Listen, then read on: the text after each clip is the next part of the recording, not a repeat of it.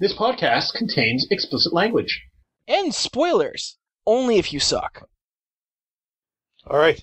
Folks, you will be listening to episode 36? I don't know. I lost track. Episode 36 of Two Fat Guys Talk Games in just a moment.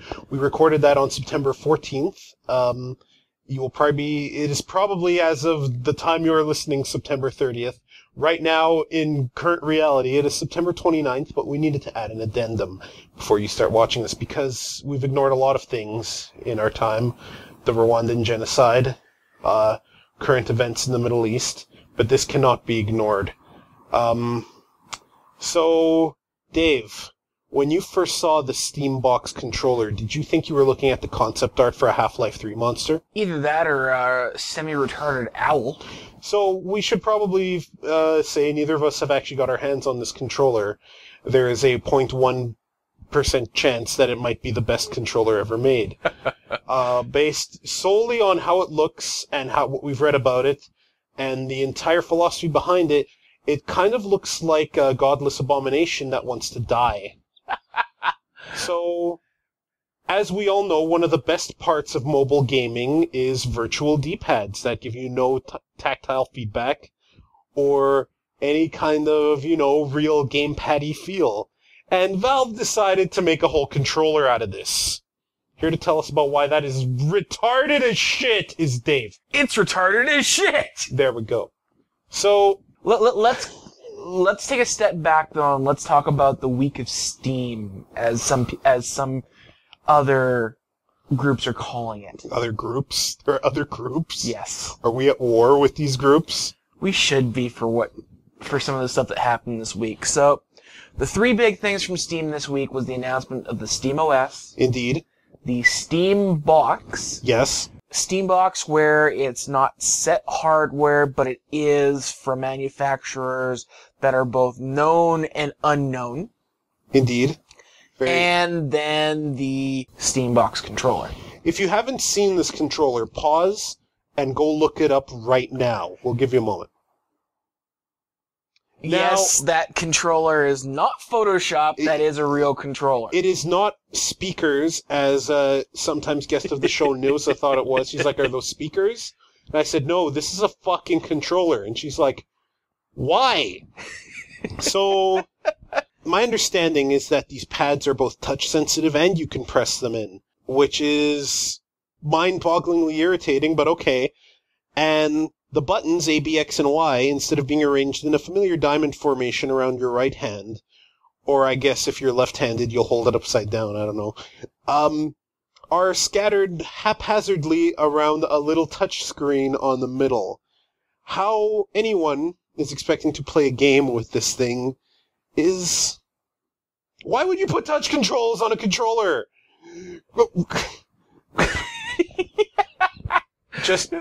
Just for perspective, Apple recently announced a common controller API for their iPhone. Yep. And now people are like, great, let's develop physical pads and shit. And we got Valve going, no, remember that 360 touch controller for 16-bit systems a while back that Activision or whoever tried to sell? Said it would make you the ultimate Street Fighter player? Yeah, let's revisit that concept. Well, and I've read different things where they're saying, we want it to be able to be used on strategy games, mouse and keyboard sort of stuff. No. I'm curious. This is not going to revolutionize I can't even call it a D-pad, the controller to make strategy games better to play. In fact, step aside from that. Release a 10-foot long USB extension for keyboard and fucking mouse. Because this controller is a godless abomination of really shitty ideas.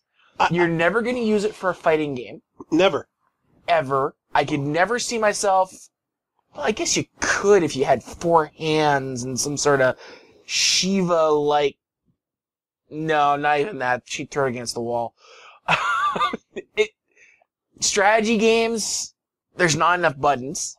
I think the idea that Valve was going for is, well, let's make this thing sensitive so that a dev can have different areas of the pad do different functions. In a way, they're kind of going, look, use as many buttons as you like, just make sure they're mapped to this thing in a way that people will understand and be able to play with. And again, to be fair, we haven't had our hands on it. It just boggles my mind that Valve wants to enter the console market with a controller that even Nintendo would look at and go, what the fuck is this? And that really brings me to the week of Steam being outside of the enthusiast market. I'm talking the real big enthusiasts, like maybe 1% of PC users. Even, above and beyond Mac enthusiast level are going to care about this week. Well, SteamOS. I'm going to focus mainly on this one because as much as I want to give Gabe the thumbs up and everything else, if he wanted to get into the operating system market, he might as well have gone all to the nines and actually done an actual operating system with an API that wasn't just meant for Steam. Yeah, see, the thing is, when I first heard about SteamOS, I thought to myself, because a few podcasts ago, our two listeners will recall that I was talking about the exciting possibilities of Steam on Linux, how that would mean that they could try to offer to incentivize having Linux compatibility, and maybe the day was coming that I could build a PC, slap, Ubuntu or some build of Linux on it, possibly this SteamOS, and go, all right, I'll just whine all the games that that absolutely will not have Linux versions and only Windows versions, and the rest I'll play on Linux and not have to pay Microsoft a dime. Sounds to me, though, that SteamOS is more of a platform for streaming those games onto your television or whatnot, and that actual Steam titles released on it are looking to be somewhat sparse. Well, so my hopes have been a little bit dashed by this OS. I don't even see it as much as that. Ultimately, the SteamOS is a bloody plugin for Linux, aka Steam for Windows, that allows you to output to your TV. Which you can do anyway. Ultimately, this is a shot fired very wide of where people were looking. And barring him suddenly coming out and trying to do draconian measures to make people develop exclusively for Linux, spoiler, not gonna happen. Devs won't put up with it because, let's face it, there's 3 operating systems people run. Windows, Mac, and then Linux. In that order of popularity / market saturation. SteamOS is not going to be enough to get to hurt the Windows market using Steam to somehow make Windows gaming fall by the wayside. Developers are not going to. On top of that, Linux is the 3rd operating system that devs even pay attention to. The issue, it's though, always Windows, Mac, then Linux if the devs are really enthusiastic about Linux. Even though Linux is definitely 3rd, it has benefits. There's real benefits to having an open source base that you can write a custom kernel for to make it a killer game machine right from the get-go, instead of Windows, which, let's face it, they have to have that DirectX layer to just make it even DirectX be gaming. Does actually slow your graphics processing down greatly. That has been proven. Yes. But, again, I'm not just going to suddenly jump into a SteamOS Linux box because Gabe says it's the future of gaming. I don't, other than maybe a little bit of extra graphics power I might be able to get on my graphics card, where else am I seeing any advantage here? Okay, but the thing is this. If we always developed for what was popular, the Sony would have never arisen as a power in the console market, right? It just would never have happened. So, I mean, sometimes you gotta experiment. Nintendo experimented, made a system that pissed me off, but made a lot of money. I mean, so if SteamOS is step 1 in kind of feeling out what kind of market there might be for this, Valve doesn't make too many boneheaded choices too often. They make some. Half-Life 3 taking almost a decade. I think that's not nearly as bad a choice as some of the griminess they do with Steam Greenlight. But that's about the biggest black mark I can think of on Valve's record, right? So, even the controller, to play devil's advocate, it's entirely, like, I have a hard time believing that this thing that they made was just kind of slapped together. Someone vomited at the side of it and then went, no, wait, it's not Cthulhu, it's a controller.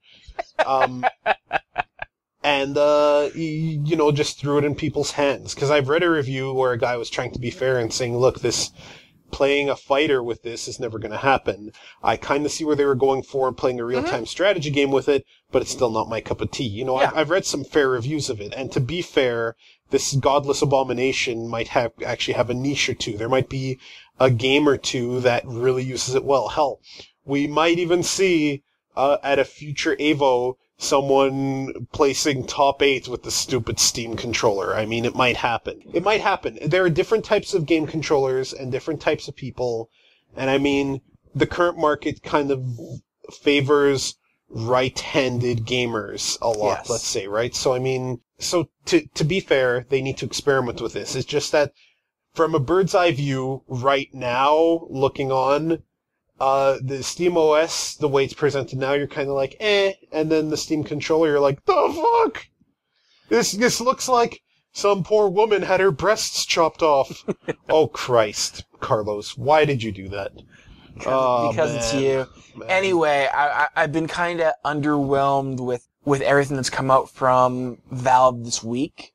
Granted, Valve pretty much prints money these days, so they can afford to lose a bunch of money on this if it doesn't work out. Sure. And it'll be interesting at least to see what happens. Yes. I hope Valve is not about to pull an Origin on us and try and force devs into, if you want it on Steam, it's gotta be made for Linux primarily. Valve isn't Microsoft. They don't strike me as the kind of people to look at that market, be wholly antagonistic towards it, and go, fuck y'all, this is how we're doing it now. And yet part of me is just worried that could happen. Watch it happen between now and when I put the podcast out tomorrow. Anywho, folks, thanks for listening to this ramble, and please enjoy the remainder of episode 36. Sounds good. Yeah. Hey. Yeah. Hey. This is Dave. Carlos here. Two Fat Guys Talk Games. Time-wasting edition. Yeah, wasting time edition. Episode 26 today on Two Fat Guys Talking Terror and... 26? PlayStation Really? 36. 36. Whatever. 30-something. I don't know. Leave me the fuck alone.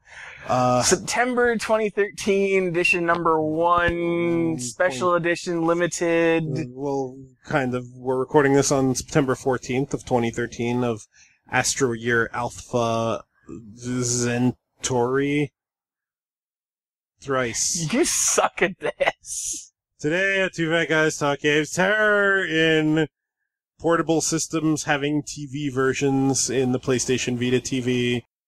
Metal Gear Solid 5 has a chick with a bikini top and everyone's crying sexism again. Apparently nobody learned their lesson from Dragon's Crown. And, the thing, the 2DS, did we talk about the 2DS yet? We should probably talk about the 2DS and the Hoax 1DS. The best thing Nintendo never made. The 2DS Cake Edition. Cake Edition, indeed. Well, I guess let's start with the Vita TV. Yeah, PlayStation Vita television. Here to tell us why he likes it is Dave. So, when the morning that the Vita was the TV Vita was actually announced, friend of the show, Rowan. Mm-hmm. Shoutouts to Rowan. Yeah, shoutouts to Rowan. Posted that this device had been announced. Yes. Now, this sort of device has been talked about many times over the years. Not the PS Vita necessarily, but the ability for the PS3 to play Vita games, the PS2 to play PSP games, those sort of rumors. So when I saw that, my first reaction was, this had better not be a fucking hoax because I'm going to kill somebody if it is. Mainly because I've wanted something like this for a long time. I have, as I've grown older, I have really put aside the portable gamer in me. Mainly because I don't ride the bus. I don't get into situations where I need a portable gaming system. I like to sit my ass on my couch and play games. Even though I still sometimes play my Vita before going to bed. Anyway, still would prefer to be able to play some of the really good library of PSP titles and PS Vita titles. PS Vita titles. Now, before anybody reading this, anybody listening to this says, but Dave, you can play your PSP games on your TV. Fuck off. That was a really big piece of shit for quality. Yeah, it lagged a lot, that AV cable. It not only lagged, but it was also... I've got a 52-inch TV, and it may have used maybe 25. Yeah, there is that. There were hacks to make it bigger, but it looked ugly. My PSP was hacked for the better processor speed. And that helped in games like Final Fantasy Tactics, though not enough to make that game playable.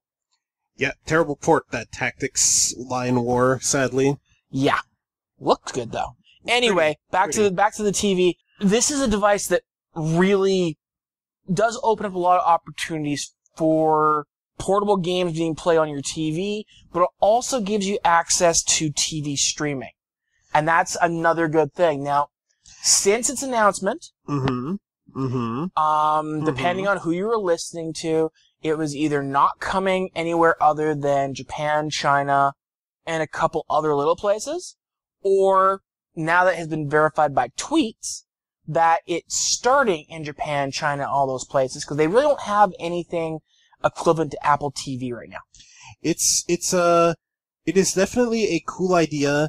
Being able to play your portables on your TV is great. I wasn't expecting such a device just because the Vita has all these touch sensors and whatnot that obviously will not translate, so games that support it will obviously not be Vita TV compatible. Wrong! Oh? PS4 controller, bitch. Oh, the PS4 controller, but it only has a touchpad on the front, not on the back. But the front and the back do the same thing. Is that right? Yes. Then, in that case, yeah, there you go. You have a platform now, for your Vita games. As far as I know, somebody maybe come out and say, well, no, actually, this game had this functionality that the back did more than the front, but every game I've played so far that had touch functionality in the front, the back was the exact same thing. The point of the matter is devs can now take this into consideration. Developing for the Vita just became a lot more attractive because now you have people who are using this small little set-top box that works on its own or in conjunction with a PS4 to play on television. So, I mean, that's a much wider audience. PS3 controls, too. So, yeah, no, I really want this. I was a little bit bummed out when I first read that they weren't intending to bring it out outside Japan and China. But then I was glad to see when the tweet said that it was going to be a worldwide release in 2014 and that eventually it would get here. So I'm not going to have it for Christmas, unfortunately, unless I import, seeing as almost all the games are region-free, as far as I know. But I'm not going to do that. I can wait. PSP games are going to be digital only, though, and that's a bit of a bummer. PS1 as well. That's a bit of a bummer. Classes. That's a bit of a bummer, but not as big as a bummer as this device not having ever existed. It's worth $99 American. Yeah. You can buy a PS1 for that if you wanted that functionality. And this you could buy a PS2. And this also means that you don't have to have an actual CD-ROM drive in it. Anything to keep it cheaper. The fact you could actually put the Vita memory card in is already a massive plus. So, yes, I'm not going to be able to put in my PSP physical games into it. I'm not even going to say it's a bummer, because really, if I want this functionality so badly, I'm going to be willing to buy the game in a digital version. I can see where people might come back and say, that kind of sucks, but again, limiting the amount of stuff they have to put into this device just makes sure that it's cheaper for us to buy. It also completely kills the Ouya. Ouya! Yes. My thoughts exactly. It's basically the Ouya done right? Without the Android stuff, yeah. It's not the Android stuff that does it, but still. It's a really, really cool little device. Sony announced that I think they announced a full date for the PlayStation 4 in that same event. Guilty Gear Xrd. Lost train of thought completely. Guilty Gear Xrd was announced as a Sony exclusive console title, so it's coming out for PlayStation 3 and 4. Another big blow to Microsoft that they're not going to get the Guilty Gear Xrd on the Xbox Xrd. What else was announced at that event? There was some Square stuff announced. A bunch of games. I really can't say too much about that because you're still giddy over the PlayStation Vita TV. Well, it's not just that. Most of the games that were announced, obviously it being a more Japan-focused event, it was really announcing to the Japanese audience when they're getting the PS4, which is February of 2014. Mm-hmm. And we're getting it earlier for some reason. Which I'm just giggling because if you start reading some of the forum posts that, of course, have been translated, the Japanese fans are just fucking whining. Why is it so late for them? Games. The Japanese-centric games won't be ready in time for a November launch, as far as I've read. Obviously, a lot of this is all rumors. But the whining that I'm hearing out of Japan right now is just so delicious.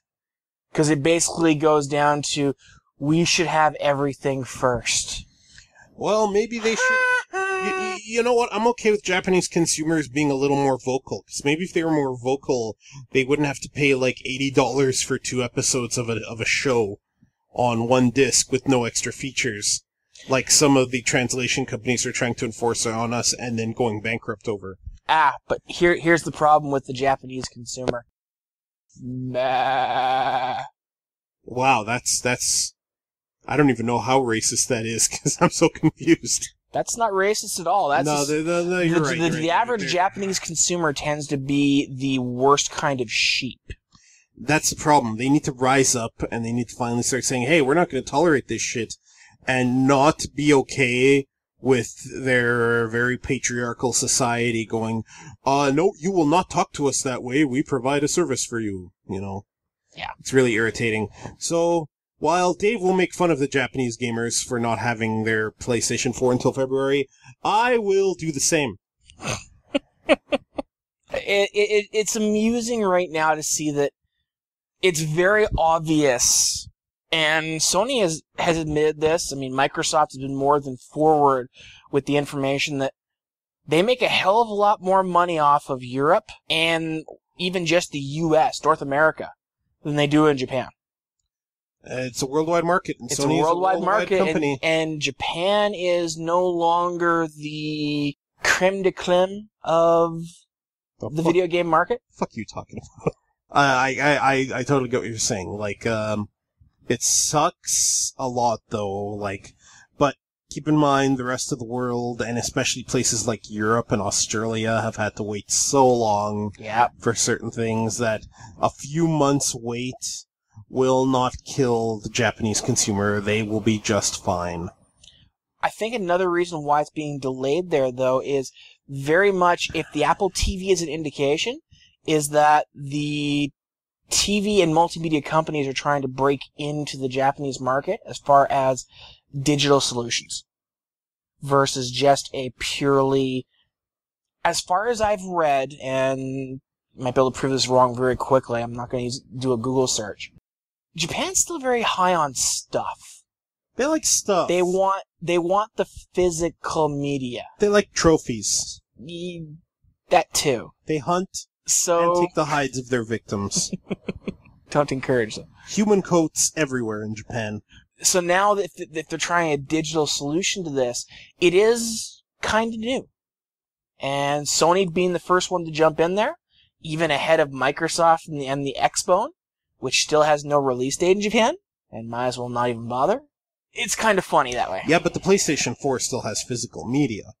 True, but what I'm saying, I guess what I'm trying to allude here is that with the Vita TV delivering the multimedia TV experience that the Xbox One is being so hyped to be the intimate experience with you. You are going to have a highly abusive physical fisting relationship with your television. An abusive digital husband. Yes. You are going to churn the insides of your television rapingly. Rapingly. Yes, nice word, nice language there, Carlos. Mm-hmm. But Sony is now delivering that ahead of whenever Microsoft is eventually going to deliver that intimate experience. Xbox One should have been a console system. Cartridge system, I keep saying it. We don't need to go backwards. Speaking of backwards, so there's this character out of Metal Gear Solid 5. Her name is Quiet. She wears pants, a bikini top, and is a sniper. And apparently, according to certain Halo 4 devs, whose name I don't remember, because obviously I'm prepared for this podcast, she is disgusting.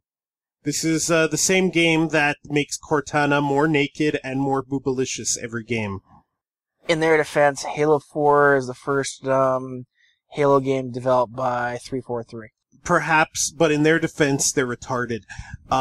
Because Quiet... That was some defense. We know nothing about her other than that she wears pants and a bikini top.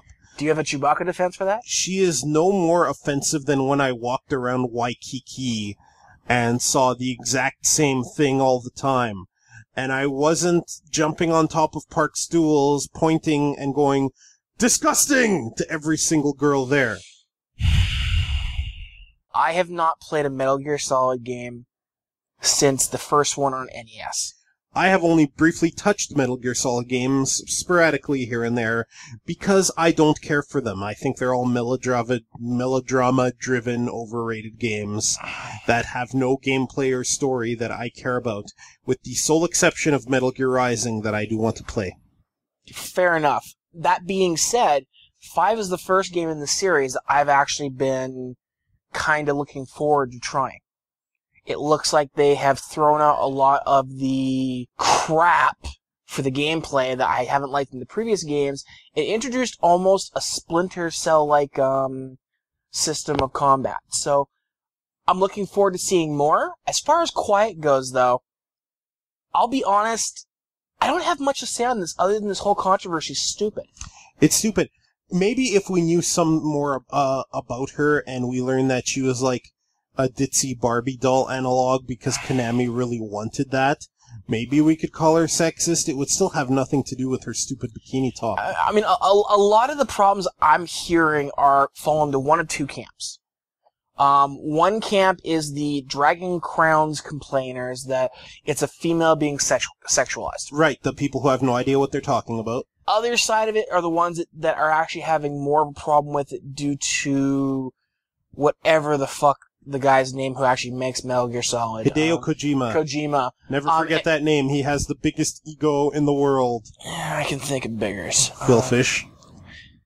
But, his tweets, he basically said he created the character and put her there for cosplayers. Yeah, for hot cosplayers to play. It still doesn't... Here's the thing. From a design perspective, there's nothing to complain about. Unless you want to start getting into the neo-fascist... Actually, fascist is not the right word. People use that one way too fucking much. The zealots, who are...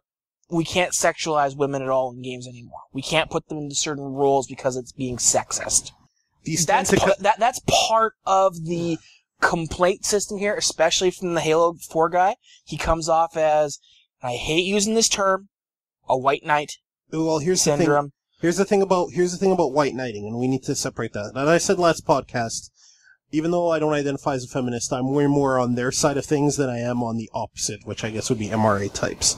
But there is such a thing as white knighting, and that, this is ironic, that tends to come from men, and it tends to come from sheltered men who probably are MRA types. That tends to come from men who think that they're defending women's rights, but have super backwards ideas about sexuality and sexism because they buy into a highly conservative and very non-reason-based ideology, and that tends to be what MRA rationalities go, right? If any one of these dudes claimed to be even remotely feminist, I would laugh. And that's the irony of where white knighting comes from. White knighting does not come from the camp people think it comes from. And it's these same people, again, mostly dudes, who have a problem with this. I have not met or talked to one woman who has had a problem with anybody in Skullgirls, anybody in Dragon's Crown, or anybody in a Metal Gear game at all. Same here, and I've talked to a number of my friends who are gamers and not the who's your fake game. Fuck off. Anyway. Yeah, not the fake gamer girls that again conservative white knight gamer geeks think that exist. It's just alpha nerds. Alpha nerds are the absolute worst. Yeah. But back to Metal Gear Solid 5 there. If in the context of the game, if she's actually a sniper who is... Okay, she's a sniper, that much has been confirmed. Mm-hmm. But if she is a desert combat sniper, and they show her over the course of a game basically sitting in similar spots and day and night, within any sort of reality, that doesn't work. No, of course not, because the elements would very quickly... dehydrate and kill you and freeze you. Yeah, especially when all you're wearing is a bikini top on your torso. Yeah, and the comments I've seen have ranged from the ones who don't know how reality works, the ones who are like, oh, but it would be hot out, so this is totally okay attire. It's like, no, look at the next comment. No, you idiot, because real snipers would be in heavy gear, drinking lots of water during the day and not freezing their ass off at night. Again, within the reality of the world, maybe that doesn't work outside of sexified sniper. True, but the fact she's depicted as being in a bikini, who cares? It's Metal Gear. Metal Gear deals in hyper-stylized mirror of real reality, right? They take concepts that do kind of exist in real military, and they put it in this hyper-stylized, ridiculous world. Often to its credit, played in a very self-aware way. Yes. Sometimes over the top, as in Metal Gear Rising, sometimes subtly, as in the other Metal Gear games, with, like, Snake pointing at his headband and saying it gives him infinite ammo and shit like that, right? Yeah. So, I mean, in the entire style of Metal Gear, ridiculous outfits are the norm. This is the same franchise where a vampire could pin Raiden's shadow to the ground with a knife. I just want people to remember this. I mean, and ultimately, when the game comes out, they may be making a point with the character. They may be pointing out some thing that may make a point in how everything's being treated on this. I secretly hope that she's really upset that people think that she's a slut. She's like, I wear this clothing because I know it makes you mad. Like, really dig into these jackasses who have a problem with things where problems don't exist. I would love that. That's really all we can tear into that topic for Metal Gear Solid 5. Yeah, especially since in the last one, which we recorded a while ago but only got released recently, we talked about Dragon's Crown and this whole thing, right? Yeah. So, I mean, it's just this all over again. It's sadly, even though it's been a month between podcasts, pretty much. No, it's been longer than a month. Okay. This topic is still very much in everybody's face, and I kind of wish people would just fucking stop. Yeah, it'd be nice if people... Like... 1 second, I need to adjust my mic, and I know this is causing all kinds of static. I wish the complaint wasn't, oh, look at her having a bikini top. I wish the complaint was, oh, look, 5 Metal Gear Solid games, and 8 or 9 or 10 Metal Gear games total, and not one of them has a playable female protagonist, or only one of them had one. Maybe if that was the complaint, I'd be more receptive, because that would be fairly valid.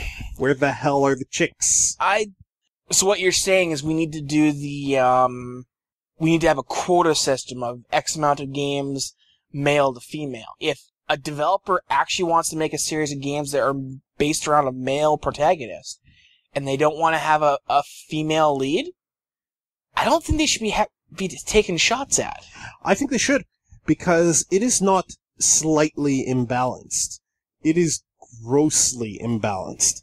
The vast majority of video game protagonists in fiction period, but we're focusing on games right now, are male.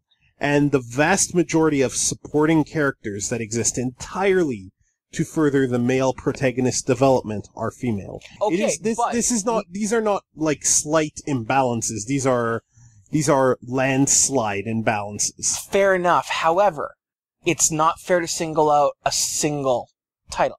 It is more valid to say, why aren't there more female protagonists, than to say, after X amount of games in your series, where the fuck's our female protagonist? I disagree. Metal Gear is a high-profile series that they make a lot of money, and you know that saying, with great power comes great responsibility? Well, they have a lot of power, and they have a lot of clout, and they have a lot of money, and they have a certain level of responsibility. I think video games are an art form. The mechanics and the various nuances of gaming are part of what makes it art. But in games that feature a narrative, you have to consider that there are narrative nuances at play. For those of you not listening, I'm just trying to find a position for my mic. I'm clipping it to my glasses so that we avoid the heavy breathing problem of the last podcast, and it keeps falling into my eyeball. Anyway. It's amusing. Yes, so, this company, this is Konami. This is Metal Gear. This is Hideo Kojima. It is not at all unfair to point at the big guy and go, hey man, what up? You know, you've been doing this a while. Throw a bone here to this underrepresented demographic. And you're saying, like, should we have a quota system? Probably. Because I don't agree. It's a gross imbalance. I think it is, I agree that there should be more protagonists.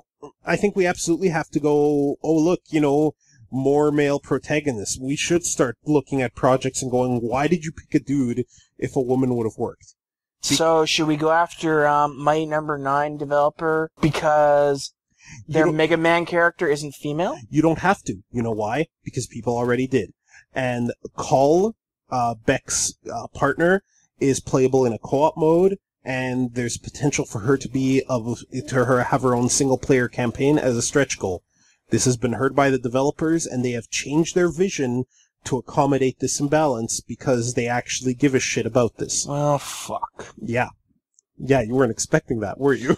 No, I was not expecting you to come back with something logical and sounding intelligent. Now, this doesn't mean every single thing needs to have a female hero, okay? Like, a lot of the spec scripts I write, because I'm trying to become a screenwriter for the two of you listeners who don't know, of our two listeners, and in a vast majority of my spec scripts, I write male leads because I identify more with them. And when I sit down and try to think of ways to make them female leads and still be comfortably written, I can't think of a way.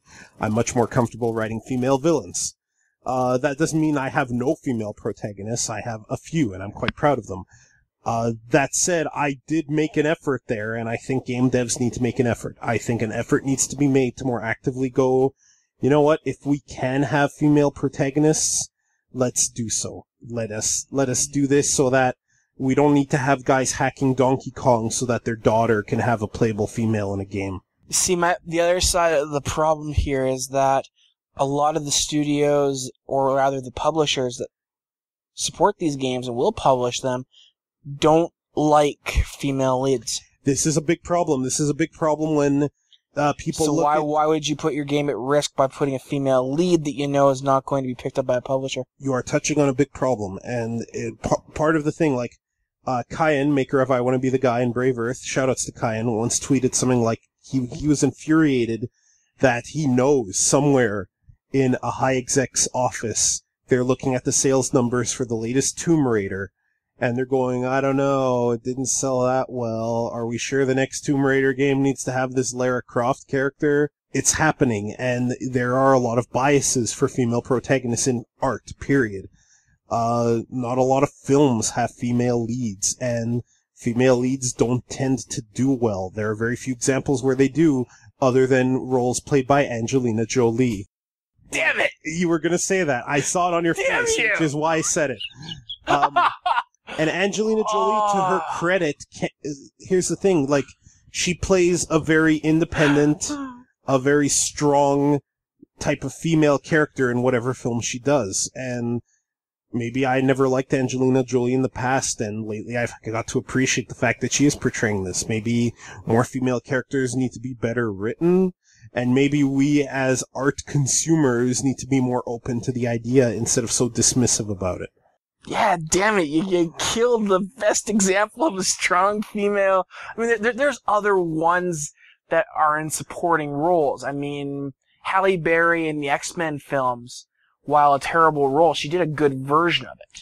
Halle Berry, her Storm is probably the best thing she's ever done. Depending on which retard you talk to. Wow, okay, that came out a little bit. No, whichever retard you talk to. No, I am going to be totally offensive. The main character from Prometheus, the dumb bitch scientist. It's so telling that normally you're the guy who forgets all the names and I fill them in, but I don't even remember dumb bitch's name. Yay, feminism! Let's be good men and respectful of the women in fiction by calling them dumb bitches. But holy fuck, was that bitch dumb? Like, what the fuck was up with the scientists in that movie? Oh, we're on an alien planet. Let's take off our helmets. Bacteria. We can do a podcast just on how stupid that movie was. That movie was almost offensively terrible. And yet, I can come back with some defense. You know, maybe we'll do that one day. Anyway, moving. Actually, let's briefly touch on the female characters of Prometheus. There was Charlize Theron's character, who, while strong, was boring. There was the main protagonist. I don't remember her goddamn Hang on. name. I don't consider her a strong character. And here's why. Okay, when I say strong, I mean that she projected strength as... No, not really. I don't mean she was well made. Nope. I mean that she was like, she was unfuckwithable. That's what I meant. No, you see, I didn't get that view from her, because every time she tried to put on this whole strong act, like, you will listen to me and I'm in charge here. If you look at how her face was, it was like watching a sad puppy try and be strong. It's barking and it's putting up a storm. I didn't believe it. Her face and her eyes gave away the fact that she was some sad little innocent... That, now that I think about it, she was pretty fucking stupid, too. I'm gonna run straight away from the giant rolling thing. Not gonna run laterally. That would be smart. If we offended anyone with that little voice I just did, I don't care. Thank you.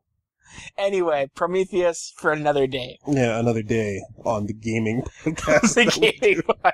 Have we failed to cover any of the topics we mentioned at the beginning? Yeah, hang on. Let me just cover the topic of why I'm going to bust this mic. Hang on. We wanted to talk briefly about the 2DS and the 1DX. Ah, yes. This is the 2DS. Now, I think it's a good idea. I don't know if I want one. I don't think I want one. But I think it's a good idea. I think there's a market for it. I think there's a market for it, but I think any parent who buys it for their kid is going to regret it. And here's why.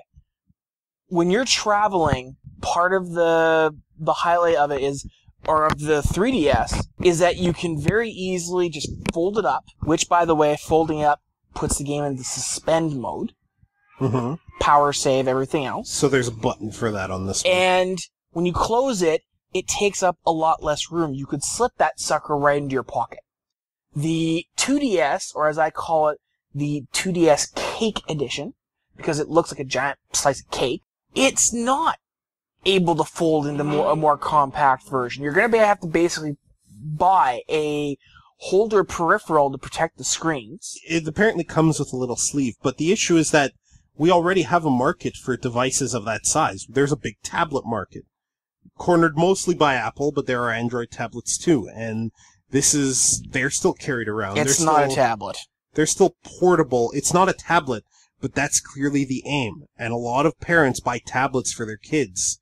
So instead of buying them a tablet that won't have much games on it, or a shitty Tiger Electronic game, shoutouts to the Angry Video Game Nerds recent episode for the Tiger Electronic games, why not buy this thing that is similar to it?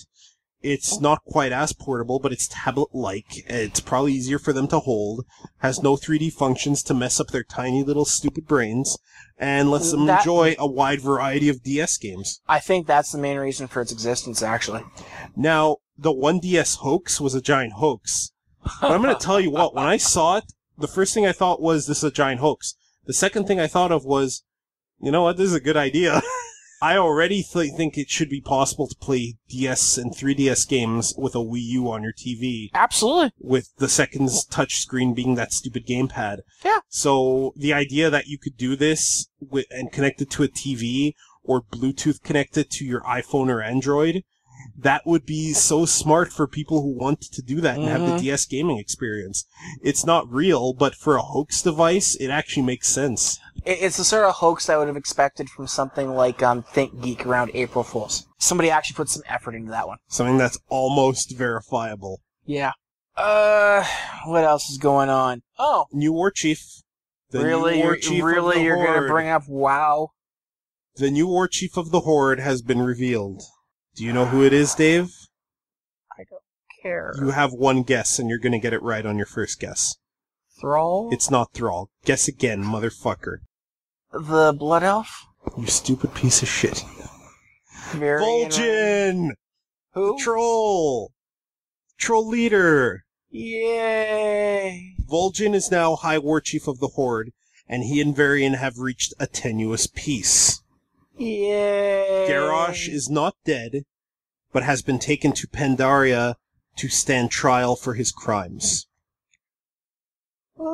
And we see a scene of the future where Anduin approaches Garrosh, but we don't know why. Yay! So as I've been predicting, the Alliance and the Horde are going to come together and ready for a Legion playable expansion next month at BlizzCon. Alright, next month is BlizzCon, isn't it? Yes, and speaking of Blizzard, Diablo 3 console. It starts their Loot 2.0 thing by having some of the innovations they wanted to have with less loot but better loot dropping more frequently, is highly playable on gamepad, and is stupid amounts of fun. You haven't played it yet, but we're going to after this podcast. Maybe give a little mini review at a later time separately, but... For sure. We'll definitely mention it during the next podcast. Well, it's funny, though, that it allows offline play and LAN play. And you can back up your hardcore characters, so if they die, you can just copy your save back. That's kind of funny. It is pretty funny.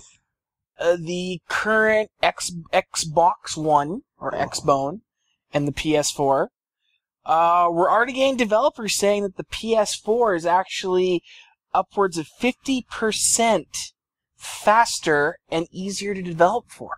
As I was telling you at Dairy Queen when you treated me to a Blizzard, shoutouts to Dave for treating me to a Blizzard. Woo! This is the Bit Wars all over again. This is us jerking off to the fact that even though TurboGrafx 16 says 16, it's just an 8-bit system with a few more chips and therefore not worthy of our time. When in fact I should have bought one for all the cool shoot-em-ups it had. This is us forgetting that the Neo Geo MVS arcade hardware had games running strong until like 2009, 2010 on 16-bit hardware. Like, bits and tech specifications are ultimately secondary to a strong library of good games. And as I told you, if the Xbone was $100 more expensive but less powerful, but had the library of superior, awesome titles, it would mean two shits the fact that it's less powerful. The real kicker here is that the PS3 is more powerful, less expensive, and appears to have the better stable. I mean PS4, yes. That's what I meant to say, PS4. The thing I find interesting here is the fact that the devs have not been added to an NDA that does not allow them to talk about this sort of stuff. In the past, they never would have been allowed to even speak of performance of one over another until the game's out. You were also mentioning that the tech specs aren't finalized, which is a big thing to consider.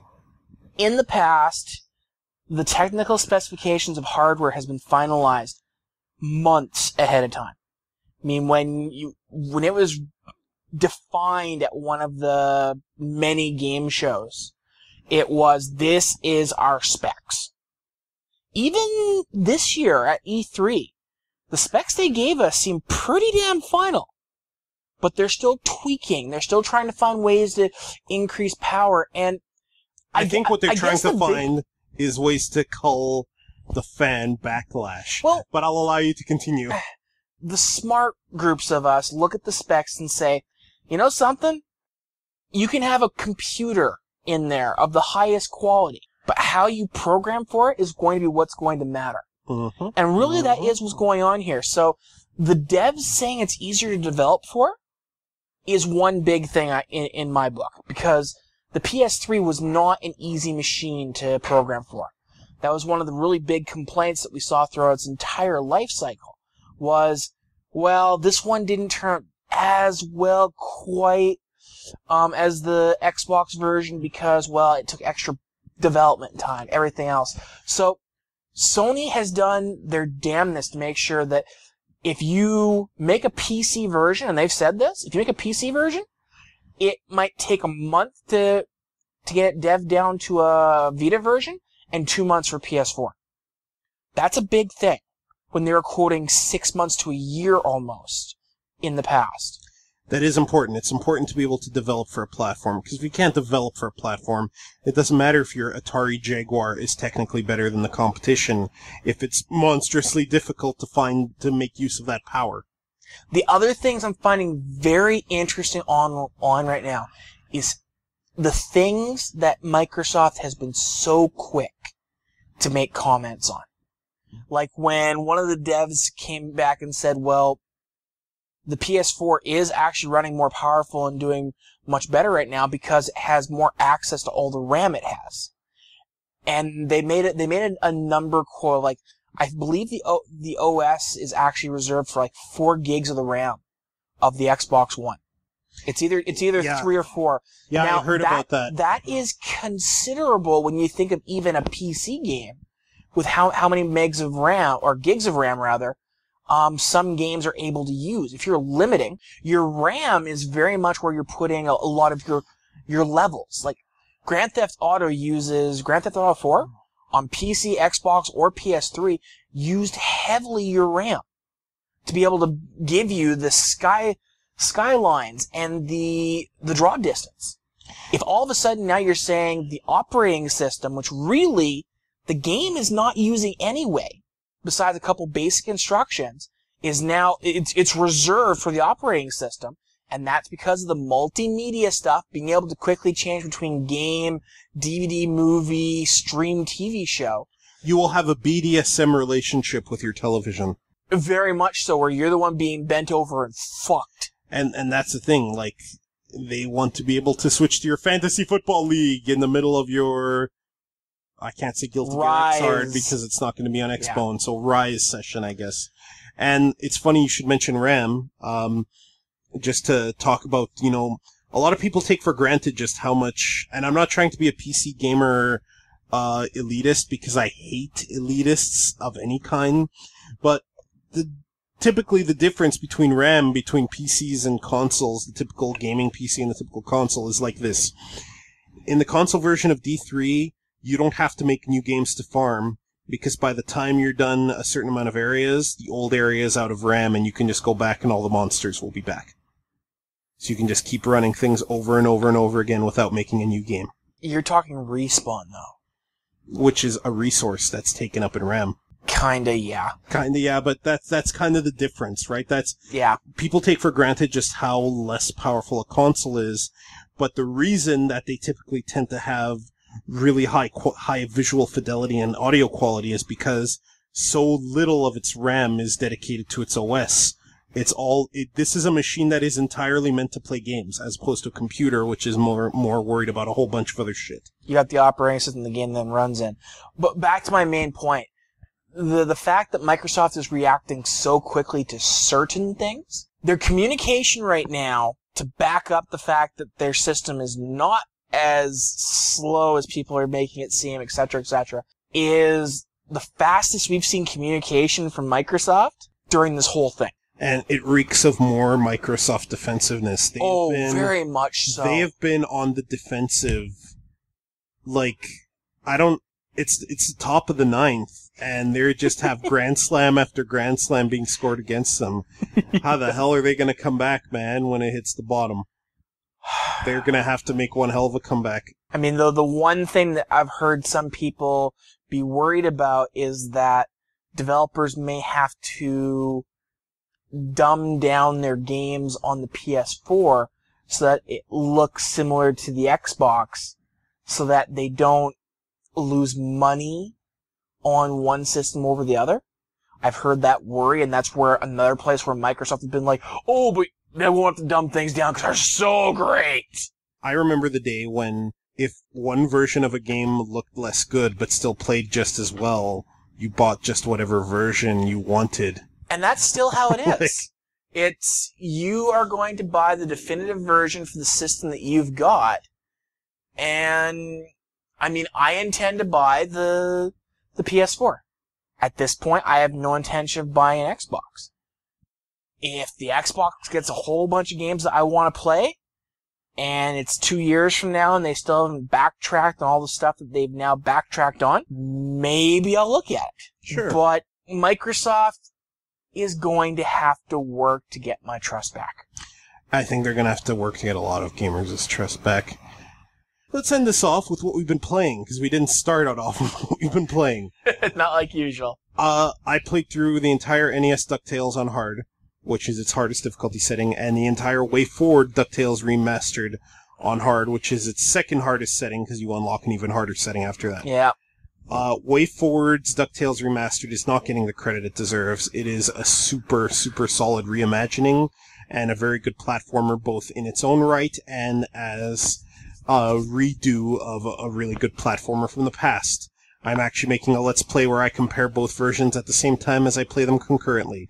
You should check it out at youtube.com/Axelhander, AXELHANDER. Also been playing Diablo 3 on console. Dragon's Crown, fun, but you have to spend like 5 to 7 hours to unlock online.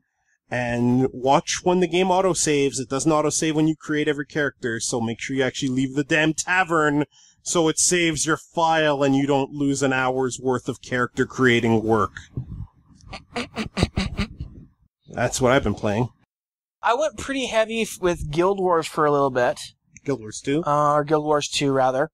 The last couple events they've done have just been great for loot and gameplay, so I got really into it. The current one, the whole retro throwback thing, while I enjoy what they're doing with it, I'm not enjoying playing it. So, cool, but I'll pass. I'm kind of on a lull right now, especially seeing as the last event ended a couple days into September. So I already had a bunch of work towards the monthly done. The beauty of Guild Wars is you can take a lull and not worry about a subscription fee piling up. I've taken like a 1.5 break. ArenaNet bugs me in some of the ways they do things, because another reason for my lull right now is I lost some progress. A lot of us lost some progress. And ArenaNet's thing was basically that it was going to be too hard to bring it back, so suck it up. Assholes. And, well, it really was, because there was part of the monthly already for September was, kill so many guys of this rank, blah, blah, blah. A number of us already had them done from the previous event. When they went to the next event, those categories got removed. And ArenaNet's thing was, yeah, it's going to be too hard to do, so live with it. It's like, these were hours of the game I put in doing this stuff. Suck it up. Fuck you. Eat shit.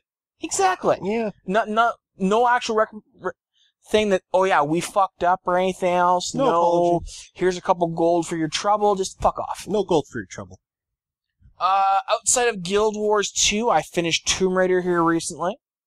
And I highly recommend it because Lara Croft's character goes from being a competent whiner, a little bit of a wuss, to a badass throughout the game. It isn't just a switch that flips, where she goes from being wuss to Batman, but it's a nice, natural progression as she gets the living shit kicked out of her. Cool. Heals a little bit too quickly of some wounds from my feel, but it is a game, so whatever. Video game healing is the best healing. If we could somehow genetically transfer that to reality, we would never die. Correct. Outside of that, I've been playing the Kingdom Hearts 1.5 re-release. It looks and plays well. Only thing I think the HD kind of ruined was the human characters don't look quite right with their eyes. Fuck that series and fuck its developer. It just looks weird. The Disney characters look fine. But whoever was drawing the HD eyes, creepy. Other than that, those are really the games I've been playing that I can think of off the top of my head. I still play Borderlands whenever my brother-in-law calls me up. I played a little bit of Diablo 3 on PC. That's just about it. I was going to do a Let's Play for Earthbound until I saw the several billion versions out there and realized that I didn't actually want to put the time into Earthbound again. Yeah, Earthbound's an overrated game. I don't think so. I really liked that game. I really did. 20 years ago. Ish. I could play Final Fantasy VI now. I did not like Earthbound then. I was never a fan. Its combat system never grabbed me. Its story, it annoyed me. And I never got far enough to appreciate the super metal robot uterus part that is the end boss. So, sorry. I don't really... not sorry to you. Sorry to Earthbound. Oh, and of course DuckTales. DuckTales, great game. Great game. Way forward. Give yourselves a round of applause. Even though reviewers are being stupid when it comes to that game, which I talk about more on my channel, youtube.com/AxelHander, we believe in you. I think retro gaming right now, reviewers, unless they actually experienced, which, let's face it, most of the game reviewers for these websites, they're young. Kyan, shoutouts to Kyan, once said that it's easy for him to design retro-looking resources, since he's making stuff like Brave Earth mostly by himself. Okay, there's a point to that. It's also okay to do a throwback on purpose because you want that game to be a throwback. That's why I didn't mind it in Mega Man 9, and why I groaned when it happened in 10, because now they're milking it. Something doesn't have to be... Capcom milking an idea? Exactly. Something doesn't have to be retro to be good.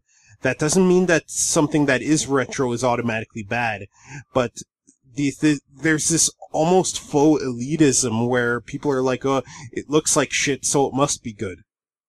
It's like Flim Springfield. They don't even need correct spelling. Okay, but you're kind of taking what I said out of the context I wanted it. It's not that I think the retro games are automatically getting a bad rep or a good rep based on that. Way Forward, it does an amazing job of taking an old game, sprucing up the graphics, but keeping what made the game good at its heart. Yes, they did that. I mean, Double Dragon Neon. Now, Double Dragon Neon was very different from its originating It still games. took the original idea. It got the idea down. Yes. But not really the gameplay. The gameplay was its own beast with its own pros and cons, Yeah. I think. But DuckTales is very much an adaptation. Yeah. They added an extra stage, tightened up some stuff, and made you actually have to play the stage. 2 extra stages, but yes. Okay, fine. It seems like, unless the actual reviewer played the original, it's automatically no good because it isn't, Metal Gear Solid DuckTales. There's another side to this, though, and that's the reviewers who have played the original and love the smell of... Just spooge all over it? Yeah, they love the smell of their own farts, so they're like, why is this 8-bit again? I just ignore those ones. Like Cinemassacre's Mike Matei. Shoutouts to Mike Matei, I'm a fan of yours, but you're an idiot. Last week we watched most of his Mega Man 10 review.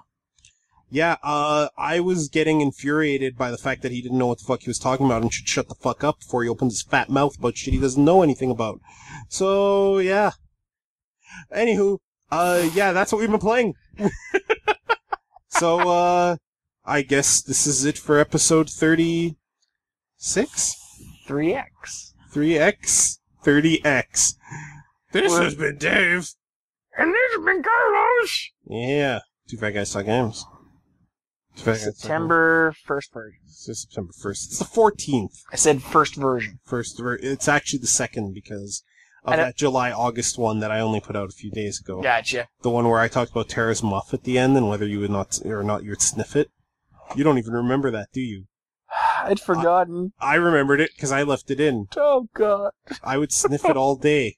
Anyway, Two Fat Guys Talk Games. Close it off now. So, if you've liked what you heard, you want to leave us some feedback, you want to give us some criticism, whatever, our podcast site is tfgtg.blogspot.com, where you can also find the feed link and our YouTube channel. You can also find us on Twitter at tfgtg. Yeah.